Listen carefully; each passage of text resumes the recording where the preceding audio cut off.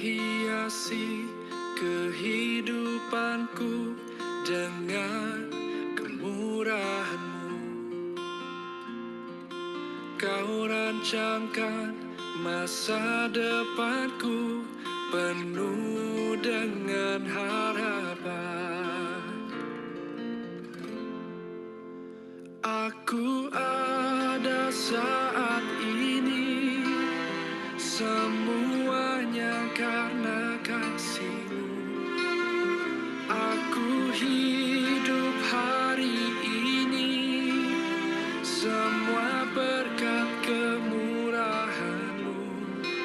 Terima kasih Yesus, Engkau sangat baik, teramat baik bagiku.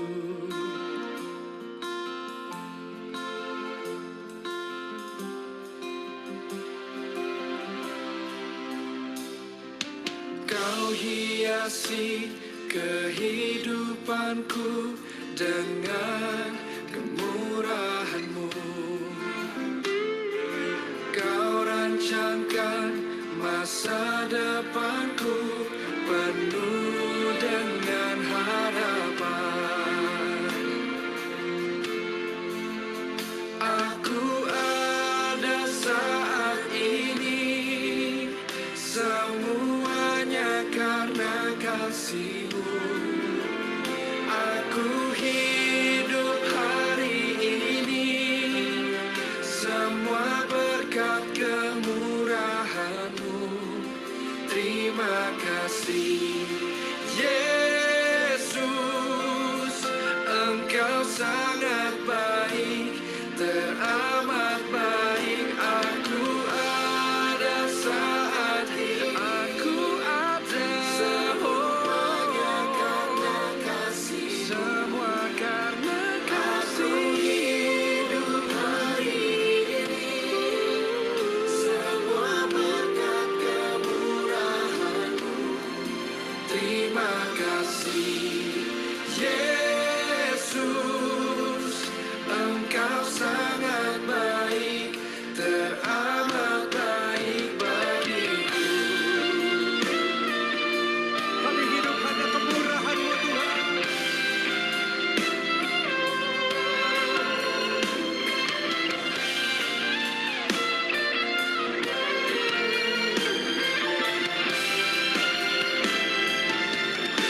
Mari angkat kedua tanganmu, sama-sama katakan. Aku ada saat ini, semuanya karena kasih-Mu. Aku hidup hari ini, semua berkat kemurahan-Mu. Terima kasih Yesus, Engkau sangat baik, teramat baik bagiku. Aku ada saat ini, semuanya karena kasih-Mu. Aku hidup hari ini, semua berkat kemurahan-Mu. Terima kasih Yesus. Terima kasih Yesus,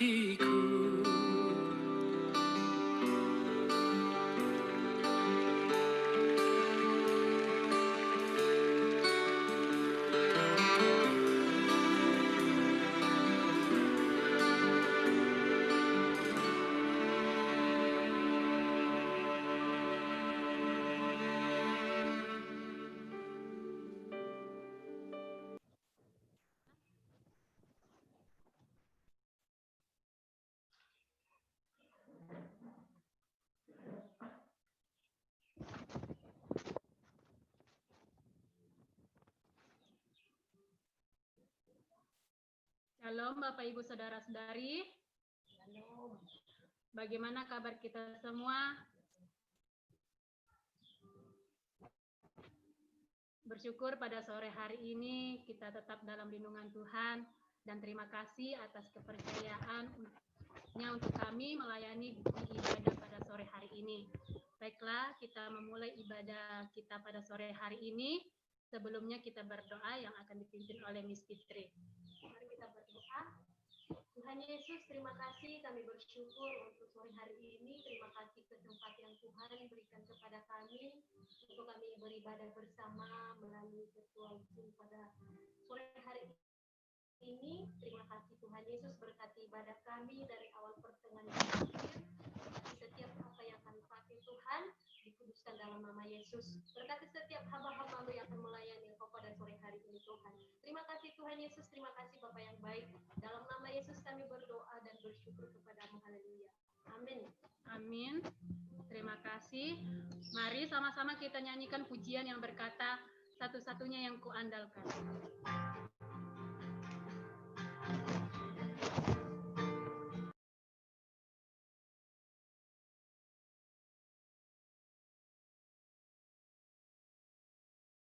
Silakan nyalakan mic-nya dulu, Kak. Bagaimana kabarnya semua? Kita bersyukur pada sore hari ini kita tetap dalam lindungan Tuhan dan terima kasih atas kepercayaan untuk kami boleh melayani di ibadah kita sore hari ini. Baiklah, kita mulai ibadah kita, namun sebelumnya kita berdoa yang dipimpin oleh Miss Fitri. Mari kita berdoa. Terima kasih Tuhan Yesus, kami bersyukur untuk pada sore hari ini. Terima kasih kesempatan yang Tuhan masih berikan kepada kami. Terima kasih kesehatan yang Tuhan berikan bagi kami. Terima kasih untuk ibadah kami pada sore hari ini. Bisa kami beribadah bersama secara virtual online pada sore hari ini Tuhan. Dan sebelum kami beribadah menyembah Tuhan pada sore hari ini, kami serahkan di dalam tangan-Mu untuk ibadah kami pada sore hari ini. Berkati kami semua dimanapun kami berada saat ini Tuhan Yesus. Berkati kehidupan kami, berkati setiap hamba-hamba-Mu yang akan mengambil bagian dalam pelayanan pada sore hari ini. Ini doa ucapan syukur kami, dalam nama Yesus kami berdoa. Haleluya. Amin. Amin. Mari kita sama-sama nyanyikan pujian yang berkata, satu-satunya yang kuandalkan.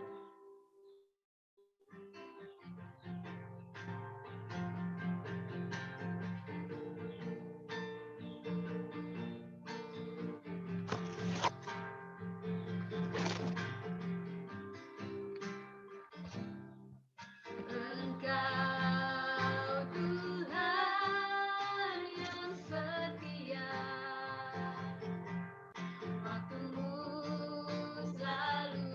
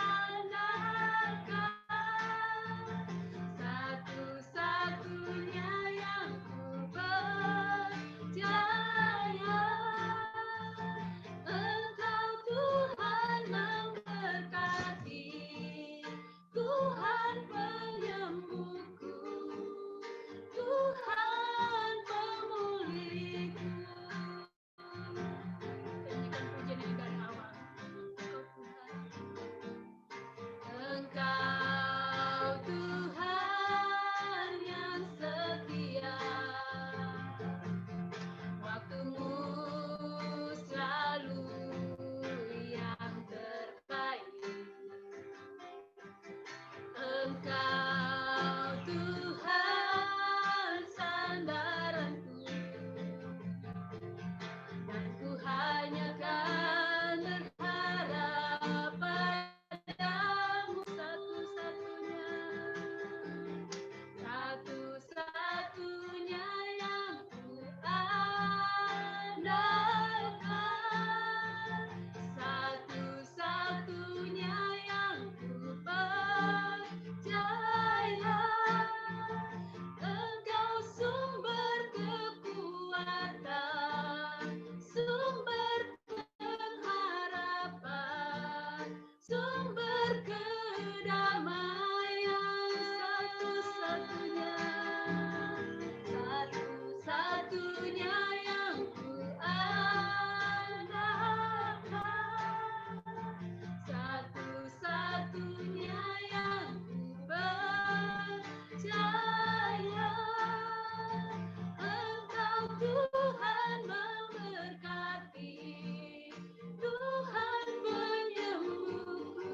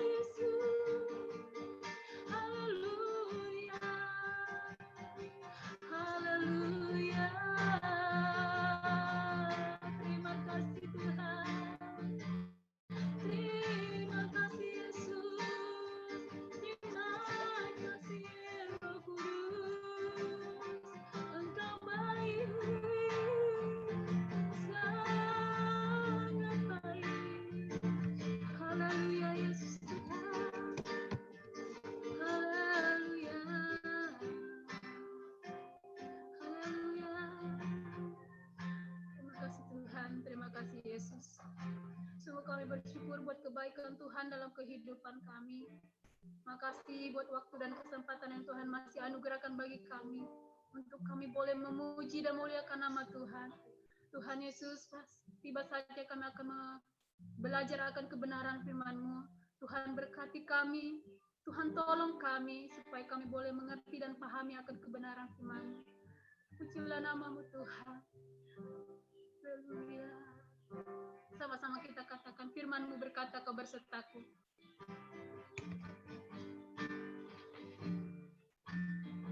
Firman-Mu berkata, Kau bersertaku, maka kuat roh dan jiwaku. Tangan-Mu Tuhan, Tangan-Mu Tuhan selalu ku nantikan. Di setiap langkah ku percaya, firman-Mu berkata, Kau bersertaku.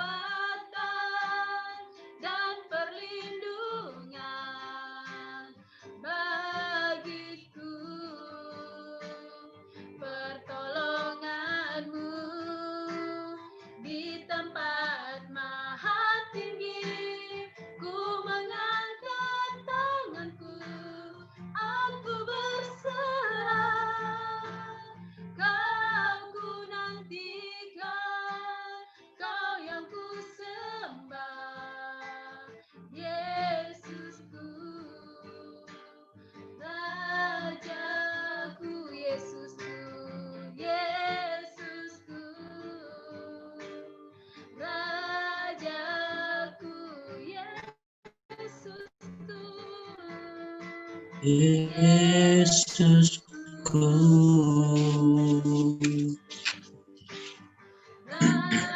Rajaku. Selanjutnya saya persilakan kepada Bapak Samuel Wasikin SPH, dipersilakan.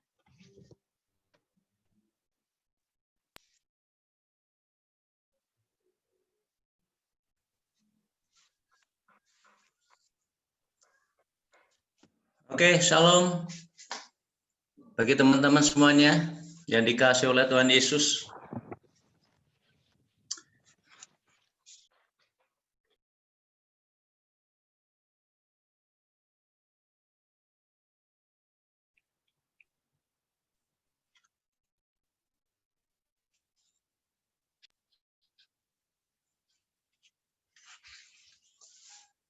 Oke, sudah clear ya suara saya ya? Sudah, Pak. Baik. Mari kita berdoa terlebih dahulu sebelum berbagi tentang firman ini. Bapak Surgawi, kami bersyukur buat sore hari ini Tuhan izinkan kami untuk bersekutu, berfellowship melalui media ini. Kiranya Tuhan akan terus memberkati kami saat kami beribadah, mendengarkan sebagian dari firman-Mu, saat kami ada pujian, penyembahan, doa.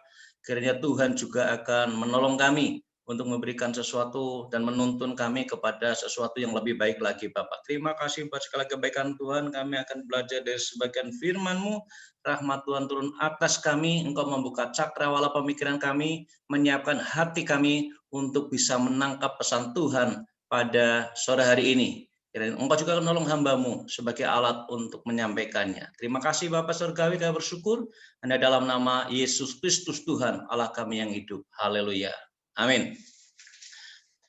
Baik, untuk sore hari ini saya mengambil ayat di dalam Galatia pasal yang keempat. Tema kita berbicara tentang berani mengatakan kebenaran. Saya akan baca di ayat yang ke-16 dari Galatia pasal yang keempat. Di sini dikatakan begini. Ya. Apakah dengan mengatakan kebenaran kepadamu, aku telah menjadi musuhmu? Ayat ini menarik sekali. Ini ayat menjadi favorit dari salah seorang praktisi hukum, dosen hukum, ya. Dia seorang profesor, namanya Profesor Sahetapi. Ayat ini menjadi ayat yang dia pegang teguh. Jadi kalau dia mengatakan kebenaran, harapannya adalah orang yang mendengarnya tidak memusuhinya. Dan ayat ini juga pernah dikutip oleh Kapolri Jenderal Idam Aziz ya pada waktu acara Natal, dan kemarin saya melihat videonya dan dia mengatakan hal yang sama. Apakah dengan mengatakan kebenaran kepadamu aku telah menjadi musuhmu? Nah, untuk mengatakan kebenaran ini memang tidak mudah. Banyak faktor-faktor yang mempengaruhi sampai kita tidak berani mengatakan sesuatu yang benar. Sampai kita tidak berani mengatakan dengan jujur apa yang dia lihat, apa yang dia pikirkan, apa yang dia rasa benar tetapi tidak diungkapkannya. Banyak faktor yang mempengaruhi hal-hal yang seperti itu. Nah, di dalam nilai-nilai kita, selain ada integritas, ini nilai yang keempat adalah bicara tentang courage, tentang keberanian, tentang berani. Nah, untuk mengatakan kebenaran secara jujur memang tidak selalu mudah. Ya, tidak selalu mudah. Tetapi kebenaran adalah sesuatu yang hebat, setidaknya ya. Kebenaran adalah suatu komponen yang dibutuhkan untuk hidup yang lebih bermakna. Oleh karena itu dalam value kita, salah satunya adalah bicara tentang berani yang didefinisikan dalam tiga pemahaman. Yang pertama berbicara tentang kekuatan batin untuk memahami dan memperjuangkan apa yang benar di tengah ketidakpopuleran atau di tengah sesuatu yang tidak populis. Nah, kita diminta untuk berani mengatakan hal ini. Memang ini tidak mudah, sesuatu yang tidak populer, sesuatu yang tidak populis, kemudian diungkapkannya ini tidak mudah. Banyak faktor yang mempengaruhinya. Kalau saudara baca di dalam cerita raja-raja di sana, banyak nabi-nabi yang menegur raja-raja tertentu oleh karena berbuat salah, tetapi akhirnya nabi itu dipenjara. Oleh karena dia tidak mau kompromi di tengah-tengah para nabi Baal yang seringkali kompromi membela rajanya mereka. Salah satu contoh saja, kalau saudara baca cerita tentang Nabi Mika yang diminta oleh Yosafat untuk hadir di dalam pertemuannya membahas tentang rencana perang dari Raja Ahab melawan Raja Aram. Dan dari 400 Nabi Ahab berkata bahwa semua baik-baik saja, majulah perang, maka Tuhan akan membuatmu berhasil. Kemudian Yosafat berkata kepada Ahab, apakah tidak ada nabi lain di sini? Ahab berkata, ada yang bernama Mika, tetapi orang ini tidak pernah mengatakan sesuatu yang baik tentang aku. Yosafat kemudian berkata kepada Ahab, jangan begitu Tuanku, sekarang panggil saja Mika.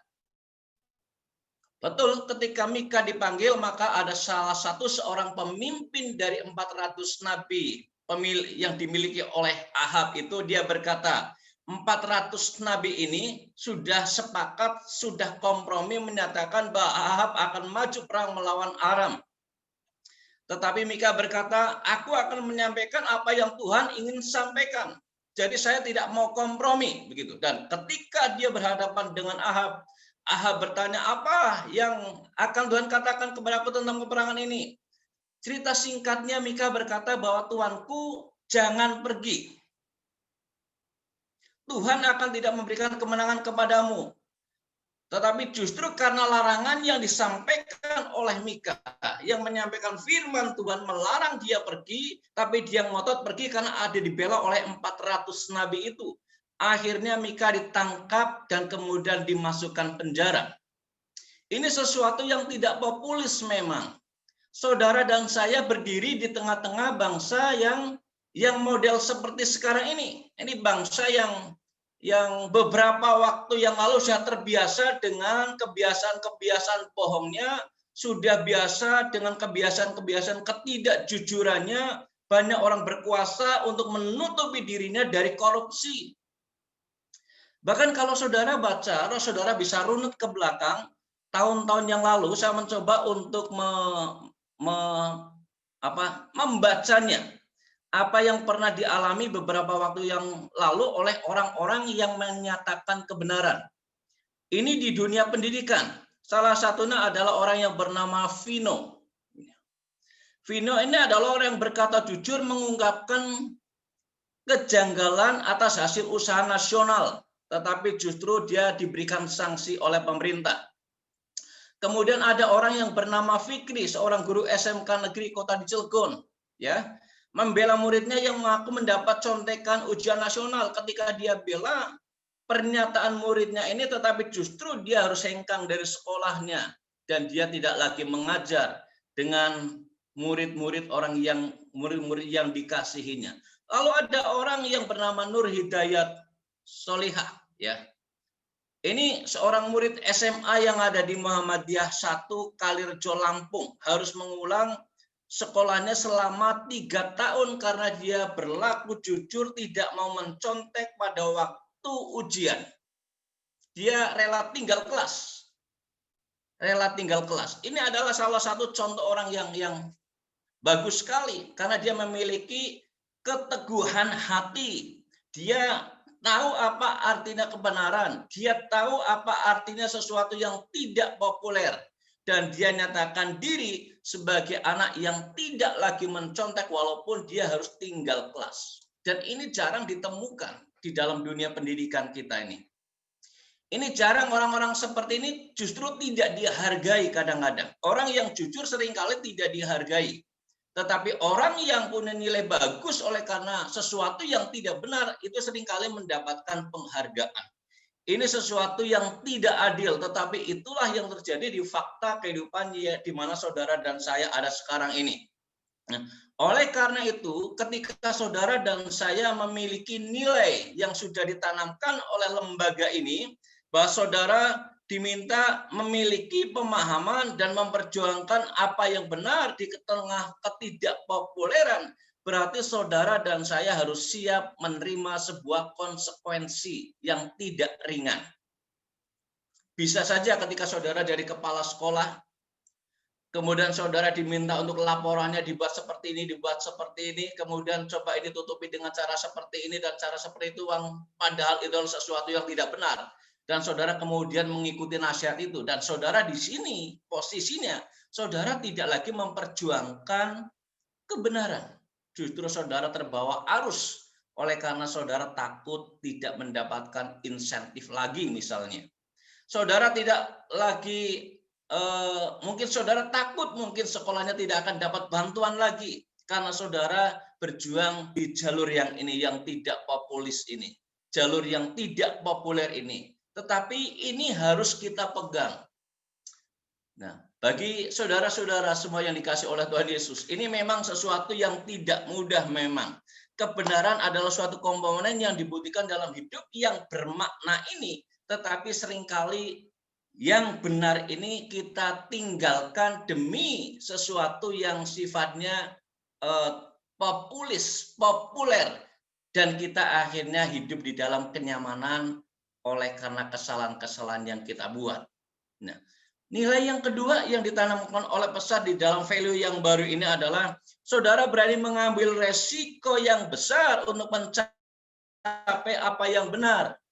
Ya, ini poin yang kedua dari nilai-nilai kita soal keberanian, yaitu berani mengambil resiko berani mengambil resiko yang besar untuk mencapai apa yang benar. Resikonya tidak kecil, saudara, ketika saudara hidup masuk di dalam perjuangan ini. Oleh karena itu baik sekali jika perjuangan yang kita akan perjuangkan untuk nilai diri kita sendiri dan juga akan ditanamkan kepada siswa-siswa di mana kita ada mendidik mereka, maka ini perlu ditanamkan dalam diri kita terlebih dahulu baru kita memberikannya kepada orang lain. Jangan sampai kita kemudian mengabaikan perintah ini dan kemudian orang lain harus menanggungnya. Harusnya kok itu dipikul oleh kita dulu. Jangan sampai kita menaruh kok kepada orang lain untuk melakukan sesuatu yang benar dan penuh resiko dan kita sendiri menghindarinya. Itu adalah sesuatu yang tidak bijaksana. Sesuatu yang tidak bijaksana. Jadi mengambil resiko ini harus saudara dan saya mengalaminya ketika menyatakan kebenaran ini. Saudara mungkin punya teman. Saudara mungkin punya teman, ya, punya teman. Ketika teman saudara berbuat salah dan saudara tahu berbuat salah, pilihannya ada dua. Saudara memberitahu kesalahan itu atau saudara akan kompromi dengan teman itu, aku akan diam saja. Dengan cara yang diam, maka saya aman, dia juga aman. Tetapi ini sesuatu yang salah, ini sesuatu yang keliru. Suatu saat saya menegur teman saya sendiri, satu tim. Saya menegur karena dia bergaul, bahkan dia sudah terlalu jauh membangun hubungan dengan suami orang. Saya sama istri mulai berkata-kata, ini kalau kita biarkan dan kita terus biarkan, maka kita ikut bersalah, kita ikut menanggung kesalahan dia karena kita tahu tapi kita tidak menegurnya. Kemudian kami sepakat, saya harus negur orang ini. Ketika saya tegur orang ini, apa yang terjadi? Dia marah besar. Hubungannya jadi tidak baik dengan saya. Dengan kami, ya, dengan istri juga. Tetapi itu adalah sebuah konsekuensi. Sebuah konsekuensi. Nah, banyak orang seringkali takut menegur orang oleh karena dia takut hubungannya tidak baik. Orang ini takut kemudian tidak mendapatkan income dari orang yang berbuat salah itu yang kita diamkan saja. Takut saudara dan saya kemudian mengalami sesuatu feedback yang tidak baik, saudara difitnah begitu. Nah, sama dengan saya ketika saya menegur teman saya ini justru saya kena fitnah. Fitnahnya apa? Dikira saya menyukai dia. Dan saya dan istri kemudian diskusi, kita tertawa luar biasa, katakan ini orang kurang ajar nih. Dari hati saya berkata seperti itu. Tetapi itulah yang terjadi. Justru dia kemana-mana menceritakan tentang keberadaan kami. Ya, terutama saya yang dibicarakannya. Tetapi syukur kepada Allah, di dalam kondisi yang membuat saya malu itu, saya berdoa kepada Tuhan. Tuhan, saya akan mengatakan sesuatu yang benar. Saya tahu dia salah, tapi justru apa yang saya sampaikan, teguran saya yang saya sampaikan itu membuat saya sekarang namanya tidak baik. Karena dianggap cemburu, karena dianggap, dan seterusnya, macam-macam. Sampai beberapa orang teman baik saya, ya, dia berkata, "Dah Pak Sam, biar perempuan itu saya pukul saja, atau laki-lakinya saya pukul saja." Terus kemudian saya berkata, "Jangan begitu. Saya ini seorang hamba Allah, seorang hamba Tuhan. Kalau saya menyuruh Bapak ini mukul dia, maka apa kata orang nanti? Hamba Tuhan kok suruh orang untuk memukul dirinya, ya. Dan yang mau mukul itu bukan tanggung-tanggung, dia adalah seorang aparat, ya. Dan saya katakan tidak baik. Biarkan saja, tunggu pembelaan Tuhan. Dan saya berdoa kepada Tuhan, Tuhan, kapan saya dibela oleh Tuhan? Kapan saya harus dibela oleh Tuhan? Kapan harus dibebaskan dari isu yang seperti ini? Dengan pertolongan Tuhan, suatu saat istri dari seorang suami yang digoda oleh teman saya ini, dia datang kepada kami bertiga bercerita, saya, istri, dan ibu ini cerita, membangun sebuah strategi. Apa yang dipikirkannya adalah bagaimana caranya suaminya bisa pulang. Dan dia sudah telepon kepada suaminya dan berkata bahwa silakan Bapak pulang, ajak orang ini pulang, nanti kita bicarakan di rumah. Tetapi sebenarnya ibu ini sedang membangun siasat rupanya.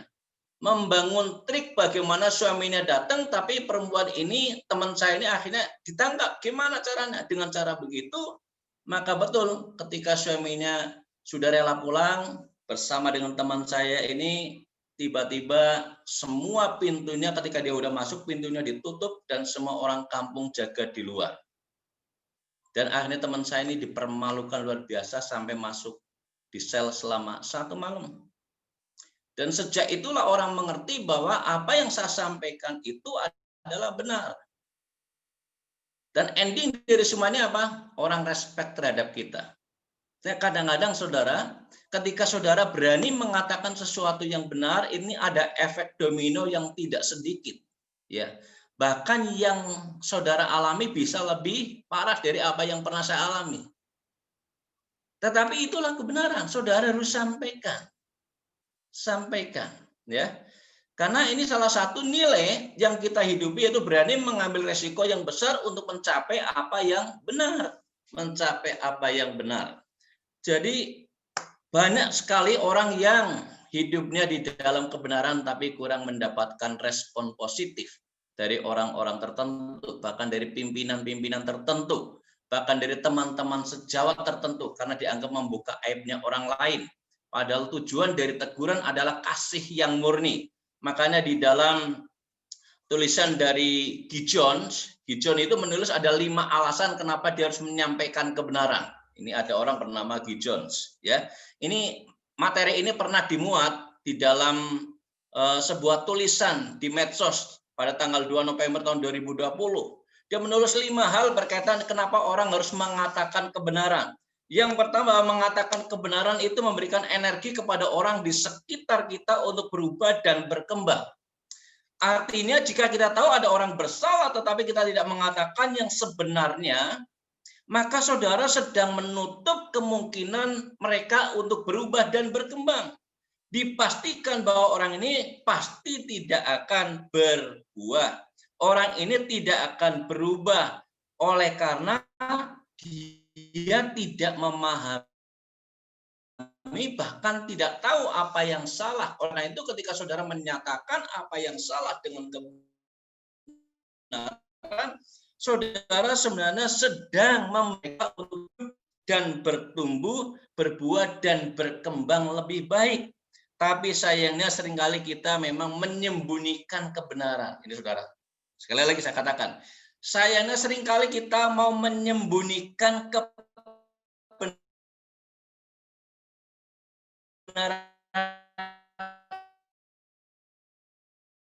itu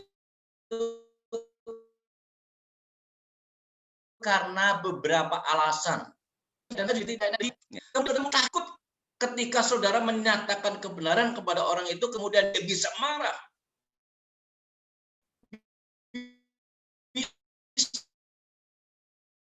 Bisa saja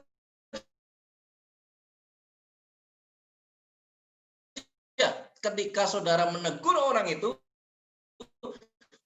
negara harmonis dan sebagainya. Jika demikian, perhatikan saudara, jika saudara dan saya terintimidasi dengan perasaan yang begitu, maka saudara dan saya sedang tersandra oleh sebuah ketidakbenaran.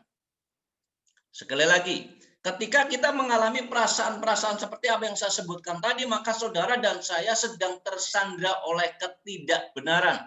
Oleh karena saudara dan saya tidak berani mengatakan yang benar, walaupun itu penuh dengan resiko.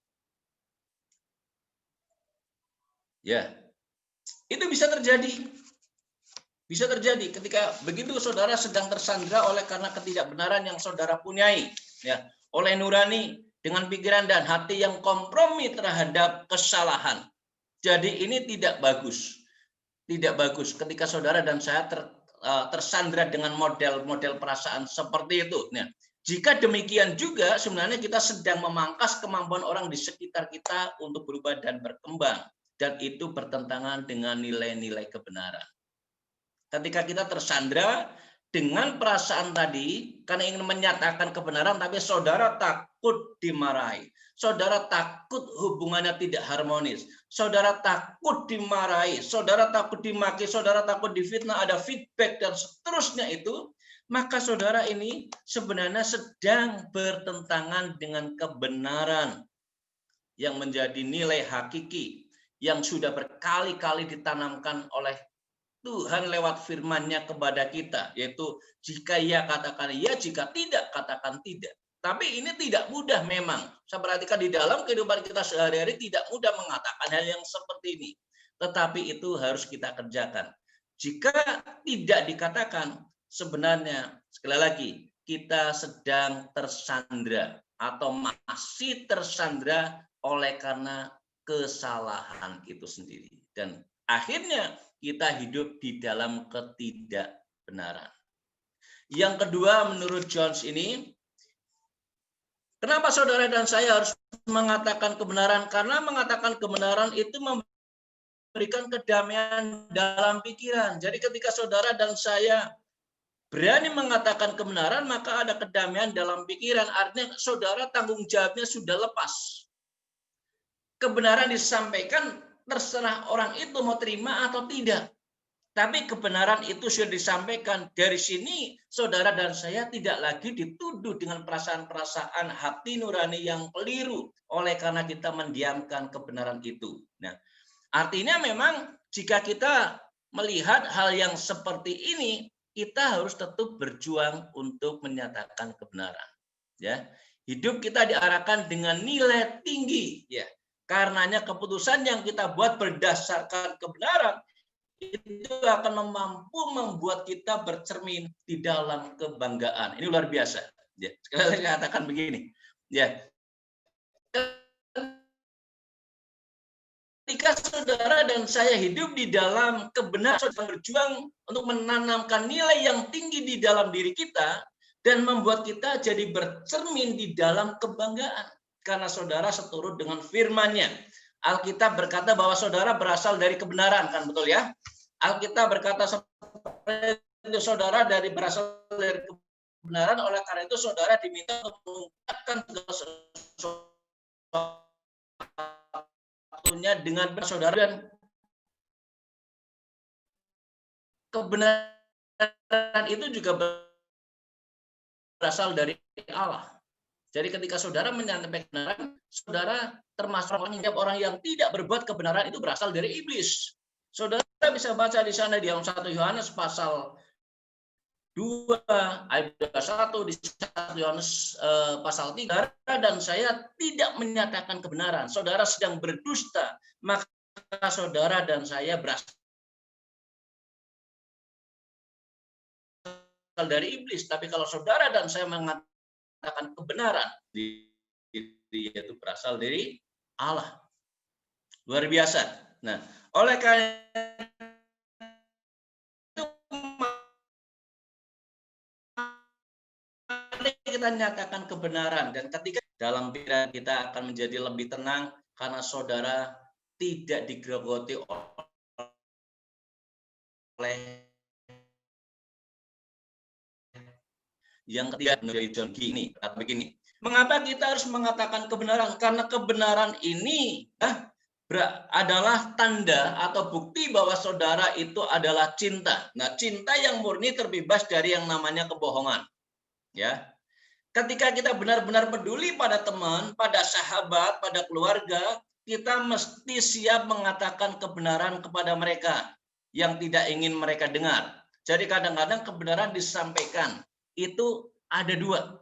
Orang tidak ingin mendengar kebenaran itu sendiri, tetapi ada orang ingin mendengar kebenaran itu sendiri. Dan ketika ada orang tidak mau mendengar kebenaran, saudara tetap harus sampaikan kebenaran. Ya. Kurangnya kejujuran dalam menyampaikan kebenaran biasanya justru akan mengiring keretakan dalam setiap hubungan apapun. Hubungan apapun. Dan juga seringkali menciptakan rasa sakit yang lebih parah pada akhirnya. Bukankah seringkali ada orang-orang ketika dia pada akhirnya masuk di dalam penjara, atau akhirnya mungkin dia hidup di dalam penderitaan oleh karena berbuat salahnya, dia kemudian ada orang berkata, sebenarnya aku tahu ketika kamu bersalah, tapi kemudian orang ini pasti akan berkata, kenapa kamu tahu dan kamu tidak menyampaikannya kepadaku? Mungkin kita bisa berargumentasi, aku takut kamu marah, aku takut kamu kecewa, aku takut kamu mengalami sesuatu yang lebih buruk lagi. Dia justru akan berkata, sekarang justru aku lebih buruk dari apa yang kamu pikirkan. Bukankah ini sesuatu yang sangat membahayakan teman kita?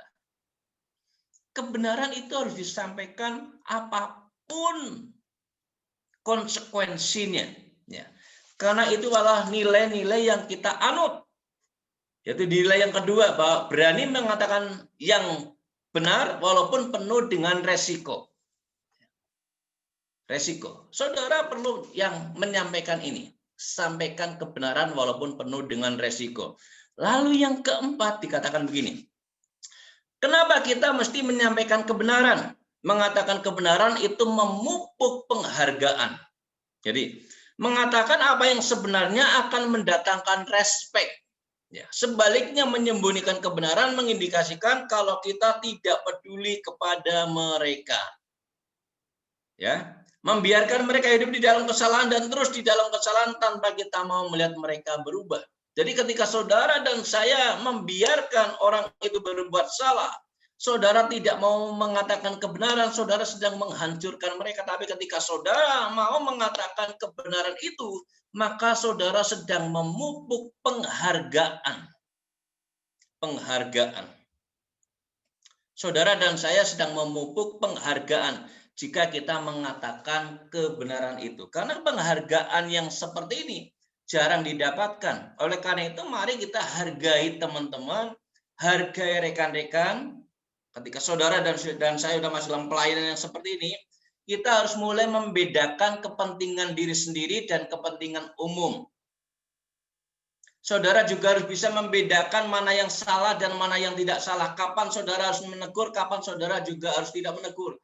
Tapi kalau saudara tahu bahwa ada teman kita salah, walaupun penuh dengan konsekuensi, maka saudara harus menegurnya. Atau mungkin atasan saudara, bisa saja atasan keliru. Karena dia bukan Superman, dia bukan Allah, dia bukan Tuhan. Atasan bisa keliru nggak? Bisa. Bisa keliru. Saya bisa keliru. Semua bisa keliru. Tapi kalau kekeliruan itu di mana saudara tahu itu pasti keliru, saudara membiarkannya, maka saudara sedang menuntun orang ini, sedang membiarkan orang ini berjalan menuju kepada sebuah kehancuran. Ini tidak mudah memang ya. Apalagi ketika saudara dan saya menjadi, anggap aja saudara bawahan. Untuk bawahan dalam status hubungan kerja, ya. Untuk menegur atasan itu seringkali tidak gampang. Tidak gampang, ya, tidak gampang. Karena status ini seringkali menjadi sebuah pembeda. Tetapi saya percaya, saya berdoa dan saya berharap agar semua para leader di Pesat ini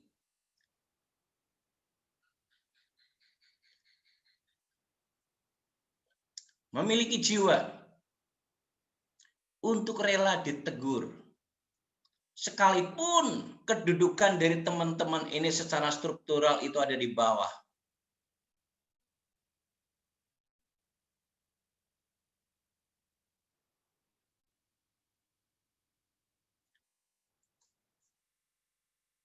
Haleluya. Haleluya.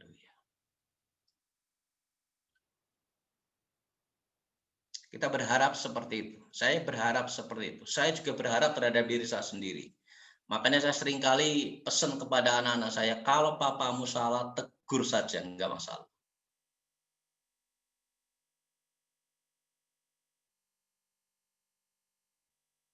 Ya. Ini sesuatu yang benar. Mungkin penuh dengan resiko, saudara. Kita sudah melihat banyak kasus oleh karena dia menegur atasan akhirnya dipecat. Banyak. Sama seperti ada seorang guru yang tadi. Karena dia menegur, dia berkata jujur, akhirnya dia harus rela kehilangan pekerjaannya sebagai seorang guru dan dia dipecat dari ngajarnya.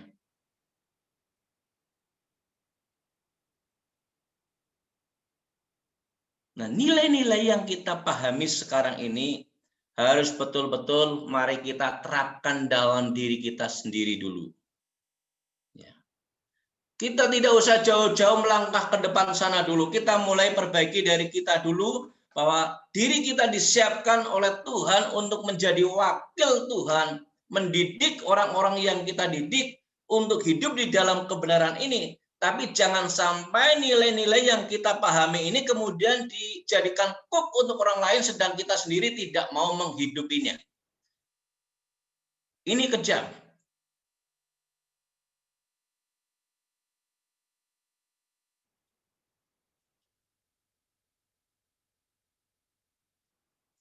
Oke. Yang kelima, John mengatakan begini. Kenapa kita harus mengatakan kebenaran? Mengatakan kebenaran ini menciptakan hubungan yang lebih dalam. Bersedia mengatakan kebenaran pada orang lain berarti kita sedang bersedia mengekspresikan perasaan kita. Tidak peduli seberapa menakutkannya sebuah kebenaran. Kadang-kadang kebenaran itu menakutkan sekali, saudara. Kayak tadi. Ada orang takut ketika menyatakan kebenaran, jangan-jangan dia marah. Kalau saya bawaan, jangan-jangan dia akan pecat saya. Saya akan debak saya, dan seterusnya. Jadi kadang-kadang menyatakan kebenaran ini memang sesuatu yang sangat menakutkan, karena tidak semua orang suka dengan kebenaran. Logika kita seringkali berkata, aku suka kebenaran, aku suka kejujuran, tetapi kejujuran dan kebenaran ketika disampaikan, kita seringkali tidak menerimanya. Sudah berapa kali banyak orang hancur karena jujur? Justru orang yang jujur bisa hidup tenang di sana. Tetapi orang jujur itu hancur. Banyak orang menyatakan kebenaran, dia sudah benar. Tapi kenapa orang benar itu juga tersingkirkan? Sedangkan orang yang tidak benar terus berkuasa. Tapi yang perlu saudara ketahui, bahwa kebenaran itu tidak pernah kalah dengan kejahatan. Suatu saat kebenaran akan muncul sebagai kebenaran. Dan kesalahan akan muncul sebagai kesalahan. Tinggal tunggu waktunya. Tetapi kebenaran itu harus disampaikan, saudara. Ya. Kita tidak peduli seberapa menakutkannya ketika kita mengekspresikan, kita menyatakan sebuah kebenaran itu sendiri. Ya. Justru ketika kita terus mau belajar menyatakan kebenaran itu sendiri, kita juga sedang membangun diri kita, tingkat kepercayaan kita yang lebih tinggi lagi posisinya. Ya. Dan keluarga kita juga akan mendapatkan nilai-nilai positif dari apa yang kita tanamkan berkaitan dan kebenaran ini. Jadi kita harus tetap berjuang menyampaikan apa yang benar, apa yang benar, apa yang benar. Walaupun itu sangat menakutkan, saudara, karena tidak semua orang suka dengan yang namanya kebenaran dan kejujuran. Dan itu yang menjadi sebuah permasalahan di dalam banyak lembaga. Ya, di dalam lembaga itu bisa saja lembaga-lembaga kayak model pemerintahan, bisa juga itu bisa merambah ke lembaga kita. Kalau kita tidak kawal dari sekarang ini, kita menanamkan nilai-nilai ini. Kalau nilai-nilai kita cuma diberikan nanti untuk harapan kita ke depan, orang-orang kita adalah seperti ini. Itu namanya menaruhku kepada orang lain, tapi kita tidak mau menanggungnya. Itu sangat-sangat kejam dan keterlaluan. Ya.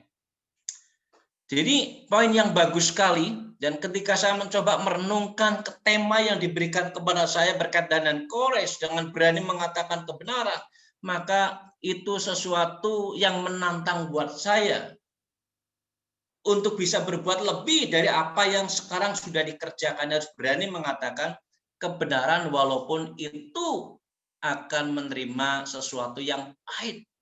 Resikonya bisa begitu. Nah, saudara perhatikan kenapa ada orang-orang yang tidak mau menyampaikan kebenaran. Saya menulis beberapa poin penghambat dari kebenaran itu sendiri.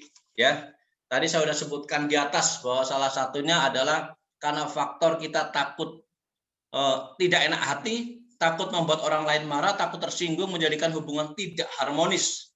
Ya, jadi ini bicara tentang sungkanisme. Penghalang terbesar, bukan penghalang terbesar, tapi salah satu penghalang untuk menyampaikan kebenaran adalah perasaan sungkan. Yang kedua adalah bicara tentang egoisme, ya, mementingkan diri sendiri.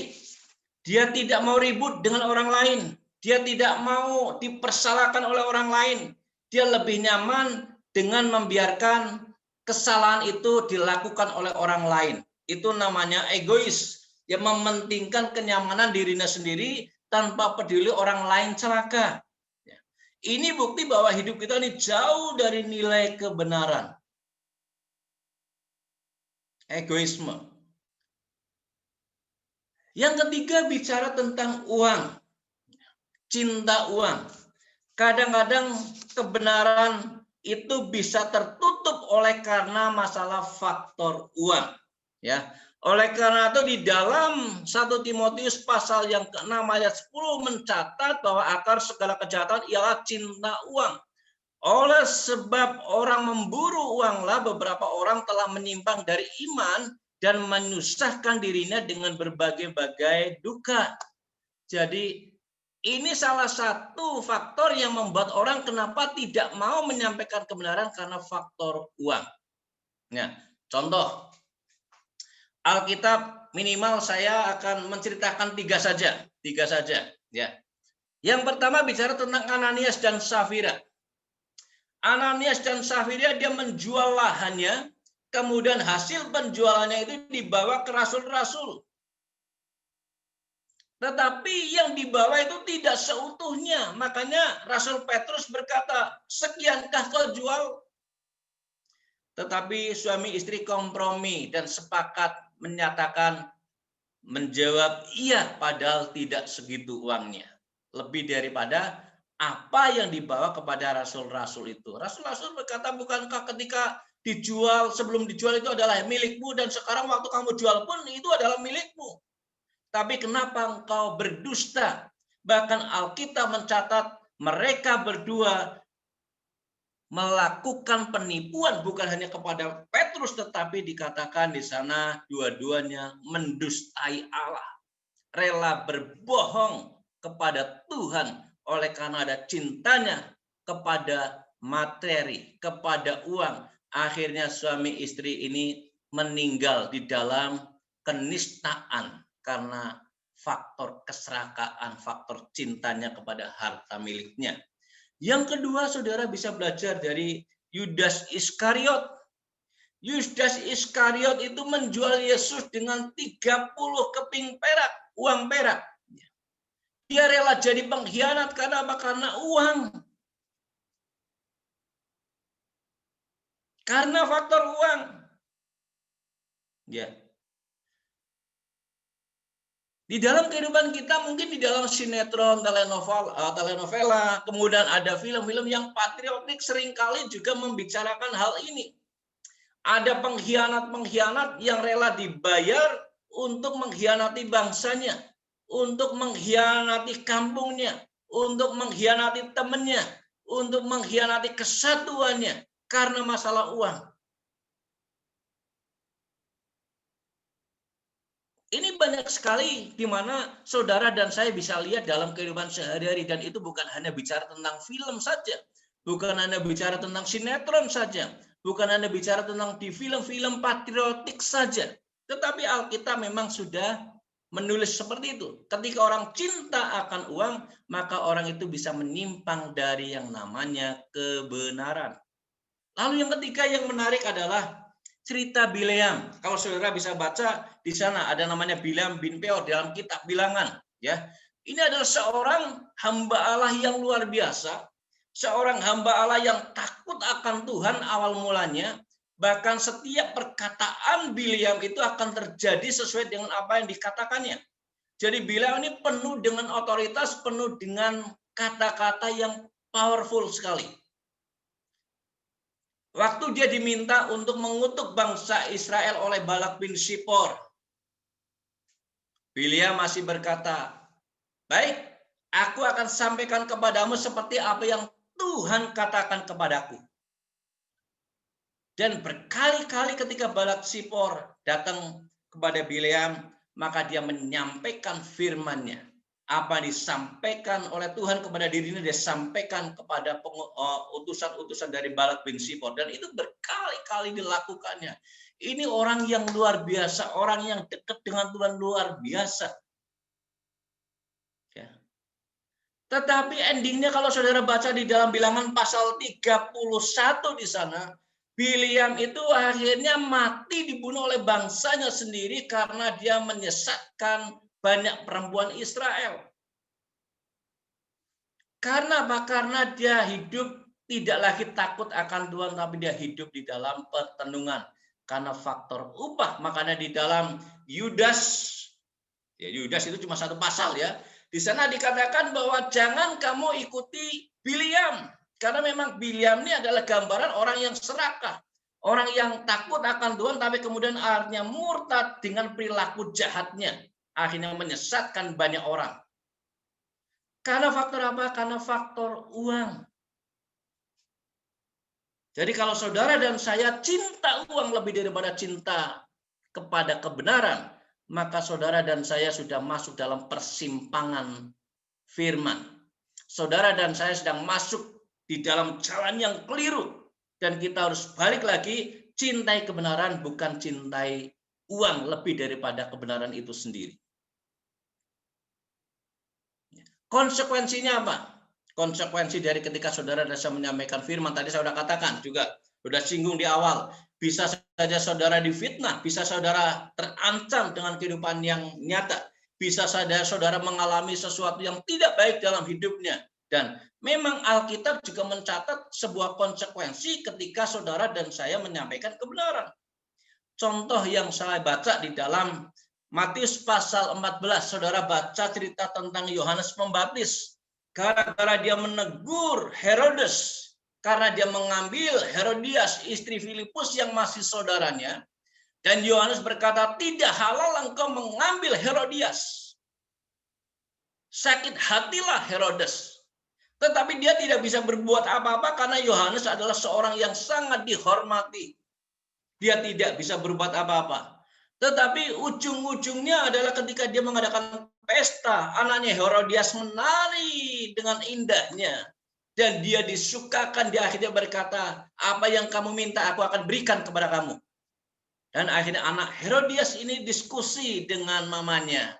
Kira-kira sang raja itu akan memberikan apa saja kepadaku. Nah sekarang kira-kira apa yang harus aku minta? Saya percaya mamanya juga karena sakit hati kepada Yohanes Pembaptis ini. Karena pasal teguran-teguran itu. Dan dia berkata, minta kepala Yohanes Pembaptis ditaruh di tangan. Jadi dia sampaikan kepada Herodes. Karena dia sudah bernasar, seorang raja tidak bisa mengingkari perkataannya. Dan akhirnya betul, kepala Yohanes Pembaptis menjadi taruhannya. Lehernya putus oleh karena menyampaikan kebenaran. Saudara, tidak mudah memang untuk menyampaikan sesuatu yang benar. Ini resiko. Oleh karena ini resiko, maka ditaruh dalam nilai-nilai kita sebagai orang yang sedang berjuang di dalam pendidikan. Saudara sedang berjuang menaruh nilai-nilai yang baik. Saudara sedang berjuang untuk menanamkan nilai-nilai yang bagus supaya ke depan banyak pemimpin-pemimpin di bangsa ini, pemimpin yang bagus. Pemimpin yang berkualitas, pemimpin yang punya dedikasi penuh cinta bangsa, mencintai keadilan, mencintai kebenaran. Tapi semua perjuangan kita harus dimulai dari diri kita sendiri sebagai orang yang dipercayakan mandat ini kepada kita untuk bisa meneruskan kepada generasi berikutnya supaya mereka betul-betul menjadi pemimpin seperti apa yang kita harapkan. Itu menjadi jawaban atas bangsa ini untuk bisa lebih baik, saudara. Jadi banyak sekali. Kalau saudara mungkin baca juga di dalam kitab-kitab Perjanjian Lama, ya, ada Yerobeam bin Nebat. Di sana adalah salah satu raja pertama di Israel Utara, namanya Yerobeam bin Nebat.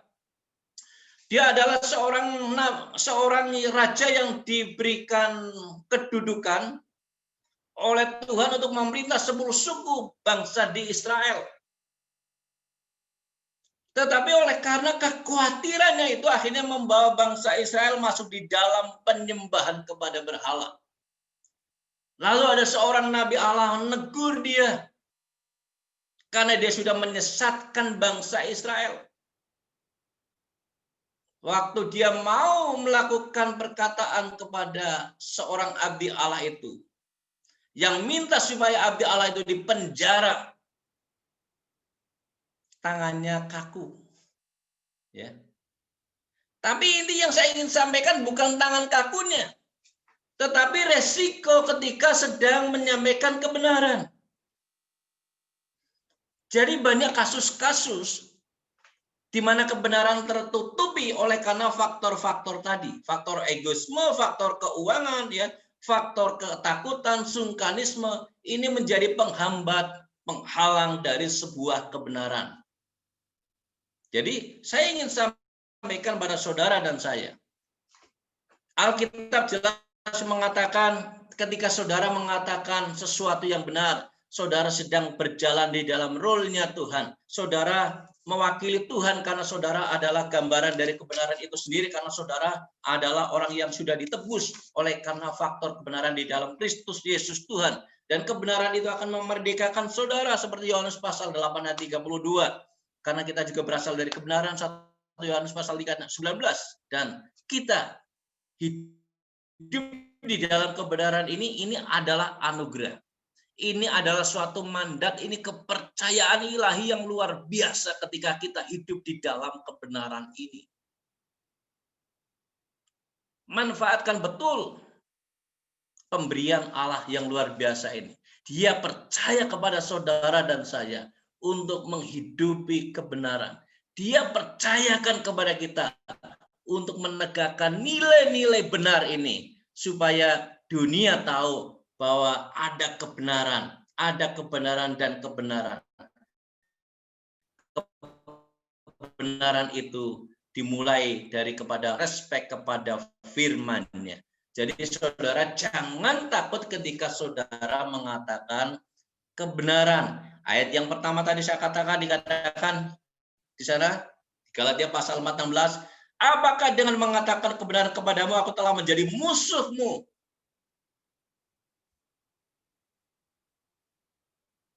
Ini menjadi sebuah perenungan tersendiri pada hidup saya.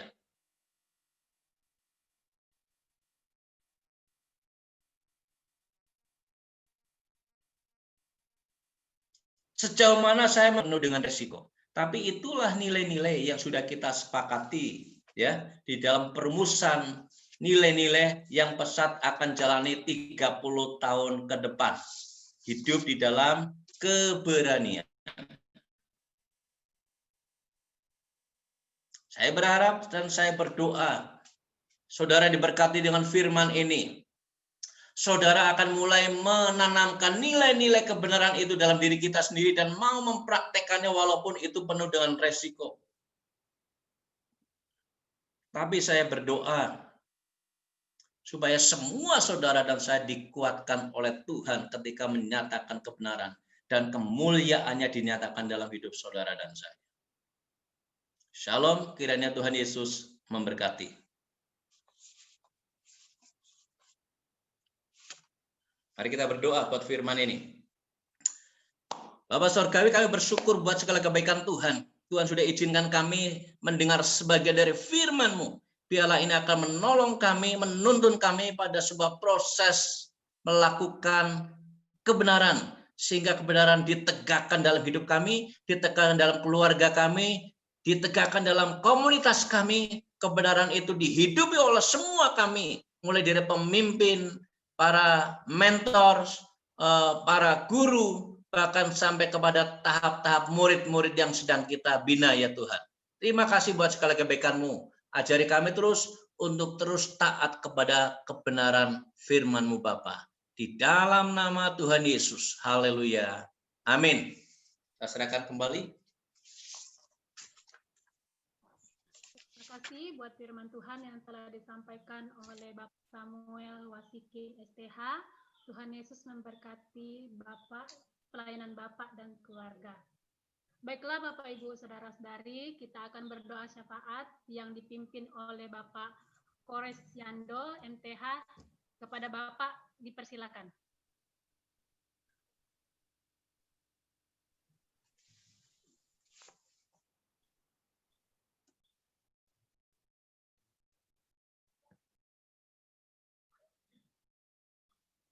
Kepada Bapak Kores dipersilakan untuk memimpin kita doa syafaat.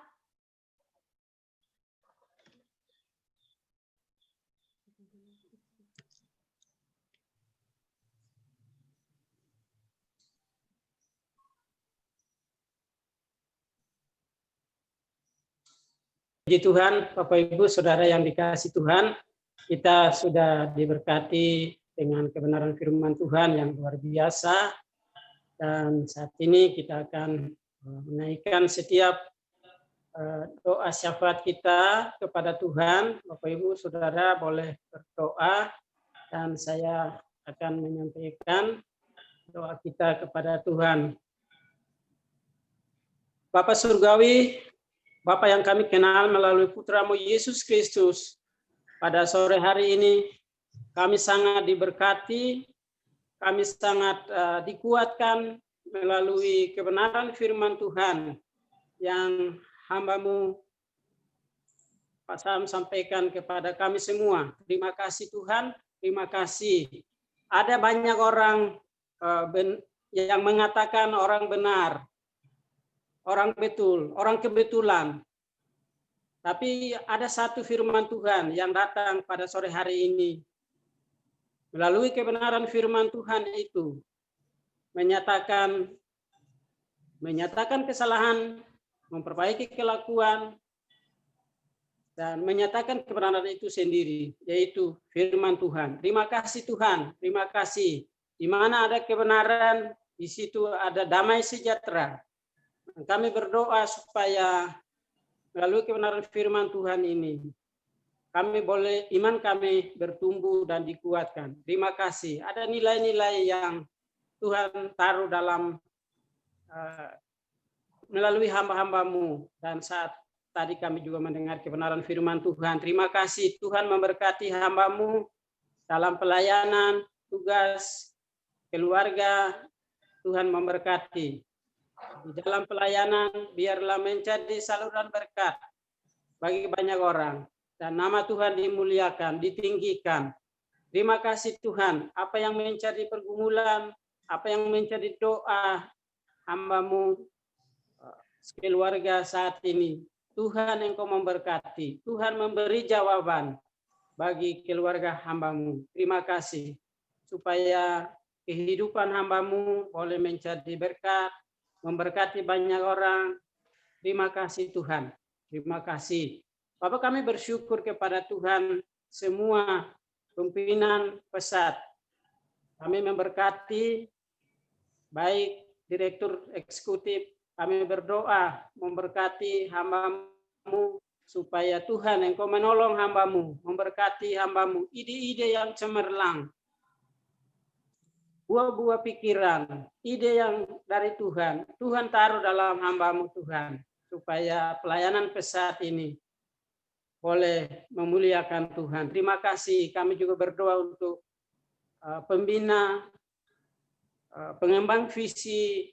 Tuhan Engkau memberkati hamba-Mu Pak Bambang, sekeluarga, dan semua pendiri pesat, pengawas, Tuhan penasehat, Tuhan Engkau memberkati. Terima kasih Tuhan, kami memberkati juga untuk Direktur Pengembang Pelayanan Program. Tuhan, kami memberkati. Terima kasih Tuhan. Orang-orang yang Tuhan mempercayakan menjadi pemimpin, menjadi pengembang visi pelayanan pesat, Tuhan Engkau memberkati. Terima kasih Tuhan. Karunia dari Tuhan, roh kepemimpinan ada di dalam kehidupan mereka. Terima kasih Tuhan. Kami bersyukur Tuhan mempercayakan mereka memimpin kami, lembaga besar pesat ini. Terima kasih Tuhan. Terima kasih. Kami juga berdoa dan bersyukur memberkati semua tim apostolik yang ada di STAK. Kami berdoa memberkati hamba-hamba-Mu. Terima kasih Tuhan. Terima kasih. Engkau terus memberkati keluarga mereka, pelayanan mereka. Terima kasih Tuhan. Terima kasih. Mereka adalah orang-orang yang bisa mengcover kami di dalam pelayanan, mendoakan kami, menjadi pemimpin, menjadi figur bagi kami. Kami mengucap syukur kepada Tuhan. Tuhan pakai mereka. Terima kasih Tuhan. Terima kasih. Kami berdoa memberkati untuk semua pimpinan di setiap wilayah. Manajer lapangan, Tuhan Engkau juga memberkati. Terima kasih Tuhan. Terima kasih semua pimpinan yang ada, baik dari Sabang sampai Merauke. Tuhan Engkau memberkati mereka.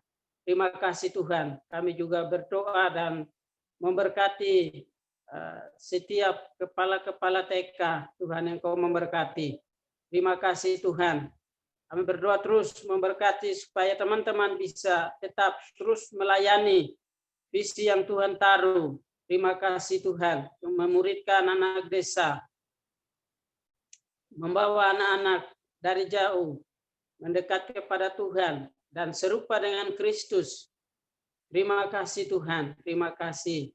Kami terus berdoa, semua program pelayanan, apa yang menjadi pergumulan di setiap wilayah pelayanan, kami terus berdoa memberkati teman-teman kami, baik dari TK, SD, SMP, SMA, sampai perguruan tinggi. Kami berdoa juga untuk STAK. Kami bersyukur karena semester ini boleh bertatap muka dengan dosen, mahasiswa. Kami bersyukur Tuhan, Engkau juga memberkati mereka di dalam mempersiapkan orang-orang yang militan, orang-orang yang takut Tuhan, yang punya integritas di dalam pelayanan. Tuhan memberkati. Kami berdoa supaya para mahasiswa yang belum punya sponsor, kami berdoa supaya melalui hamba-hamba Tuhan, orang-orang yang punya hati untuk mendukung pelayanan Tuhan, kami berdoa supaya teman-teman kami, adik-adik kami, mereka boleh mendapat sponsor. Terima kasih. Kami bersyukur selama 30 tahun pesat ada sampai hari ini orang-orang yang berkomitmen untuk menopang kami dalam pelayanan. Tuhan memberkati, baik atur doa, dana, Tuhan Engkau memberkati. Sahabat-sahabat pesat, Tuhan memberkati. para donatur, Tuhan memberkati. Semua pelayanan mereka Tuhan buat berhasil. Jadikan mereka saluran berkat. Terima kasih Tuhan, kami percaya Tuhan yang punya langit, Tuhan yang punya bumi. Segala berkat mengalir melalui para sponsor donatur pesat. Terima kasih Tuhan, terima kasih. Mungkin mereka mengalami kesulitan, kebangkrutan di dalam usaha mereka, bisnis mereka. Kami berdoa supaya Tuhan Engkau memberi jalan keluar. Tuhan buat semuanya mereka berhasil. Terima kasih Tuhan. Terima kasih. Tidak ada yang sulit bagi mereka. Terima kasih Tuhan. Karena mereka mengasihi-Mu Tuhan. Dan menopang pelayanan pekerjaan Tuhan.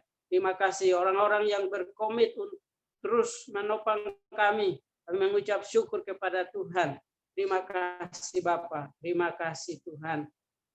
Terima kasih. Kami juga berdoa untuk memberkati bangsa dan negara kami. Terima kasih Tuhan, kami berdoa untuk Presiden Joko Widodo. Amin. Berdoa untuk kedua hamba-Mu ini yang bisa memimpin bangsa yang besar. Kami berdoa memberkati mereka. Terima kasih orang-orang yang mencari kepentingan, orang-orang yang mengkritik karena kepentingan pribadi.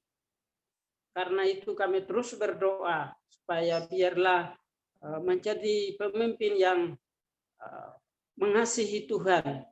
Terima kasih Tuhan. Kami berdoa untuk DPR RI, kami juga berdoa untuk menteri-menteri, kami juga berdoa untuk KPK, kami berdoa untuk semua pemerintahan yang ada. Tuhan, kami berdoa supaya mereka menjadi orang-orang yang takut Tuhan sesuai dengan kebenaran firman Tuhan yang kami dengar. Kami berdoa supaya mereka menegakkan kebenaran, menegakkan keadilan. Terima kasih Tuhan. Ada banyak orang pintar, tapi sedikit sekali orang yang menegakkan kebenaran. Karena itu kami berdoa supaya Tuhan bangkitkan orang-orang yang bisa menegakkan kebenaran seperti Daniel, Mesak, Abednego. Terima kasih Tuhan, terima kasih. Kami berdoa memberkati gubernur di setiap provinsi, wali kota, bupati, camat, sampai RT RW. Kami berdoa untuk memberkati mereka. Terima kasih Tuhan, terima kasih. Kami berdoa supaya dalam situasi kondisi yang kami alami COVID-19, kami berdoa, kami yakini bahwa Tuhan sudah memberi janji kepada kami bahwa Tuhan akan menolong kami dan kami ada di pihak yang menang dan kami tidak takut dengan COVID-19. Tapi Tuhan terus pakai orang-orang untuk menyatakan, untuk melayani saudara-saudara kami yang mengalami ketakutan, saudara-saudara kami yang mengalami kesulitan. Terima kasih Tuhan, terima kasih. Kami berdoa supaya peristiwa COVID ini Tuhan boleh mengendalikan semuanya. Terima kasih Tuhan, terima kasih. Dari peristiwa COVID ini juga membawa suatu perubahan yang luar biasa. Karena itu kami juga berdoa semua yang Tuhan izinkan itu ada di dalam rencana Tuhan. Terima kasih Bapak, terima kasih.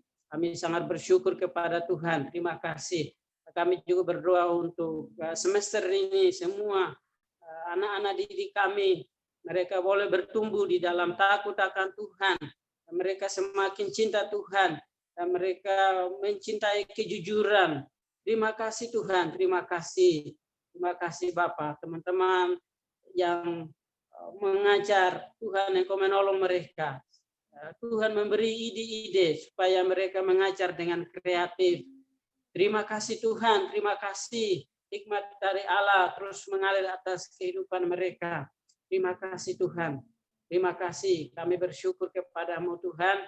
Pada sore hari ini kami sangat diberkati dengan kebenaran firman Tuhan dan kami dikuatkan. Terima kasih Tuhan, terima kasih. Bapak kami boleh mengucap syukur pada sore hari ini. Teman-teman semua wilayah yang ada, Tuhan memberkati. Terima kasih Tuhan, di dalam nama Tuhan Yesus, Anak Allah yang hidup, kami berdoa dan bersyukur kepada Tuhan. Haleluya. Amin.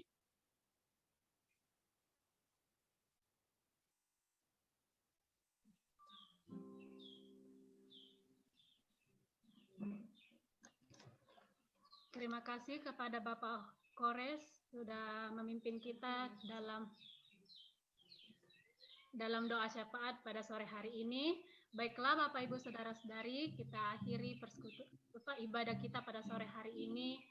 Nanti doa penutup sekalian doa berkat kepada Bapak Samuel Wasikin STH akan yang memimpin kita. Namun sebelumnya kita menyanyikan pujian yang berkata Kau Allah yang besar.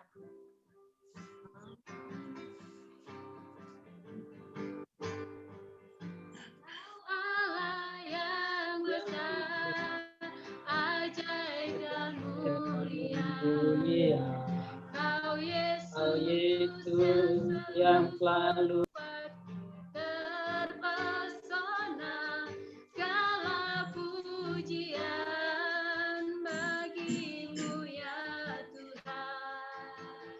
Hanya Kau yang layak ku agungkan. Kau Allah yang besar, Kau Allah yang besar, ajaib dan mulia.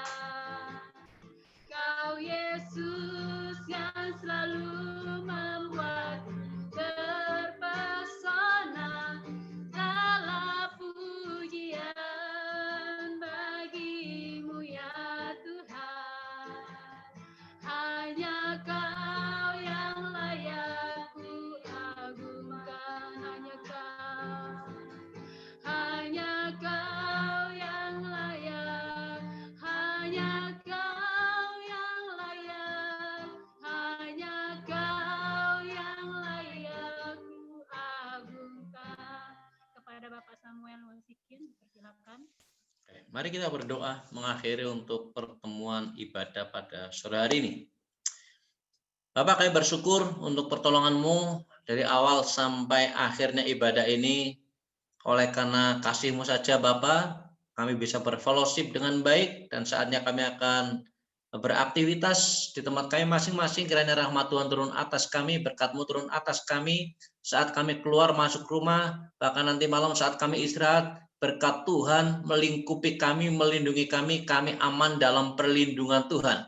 Terima kasih buat segala kebaikan-Mu Bapa Surgawi. Terima kasih buat anugerah yang besar, pertolongan Tuhan yang besar, kuasa yang besar yang Kau limpahkan atas kami. Mengucap syukur di dalam nama Tuhan Yesus Kristus kami akhiri ibadah pada sore hari ini, dan berkat-Mu turun atas kami. Haleluya dalam nama Yesus. Amin. Oke, salam semuanya. Ibadah kita telah selesai. Tuhan Yesus memberkati. Kami kembalikan kepada Ibu Sri.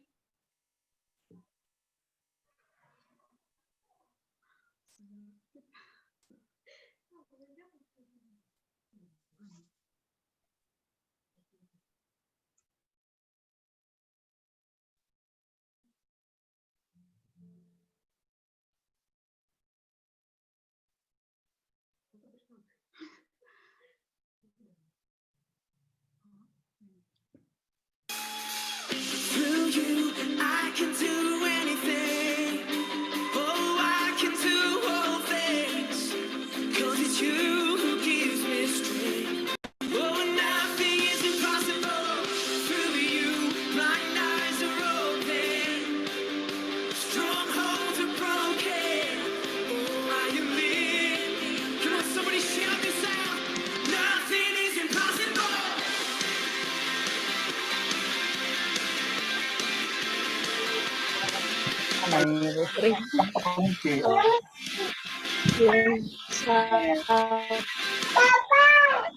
Terima kasih semua yang sudah melayani.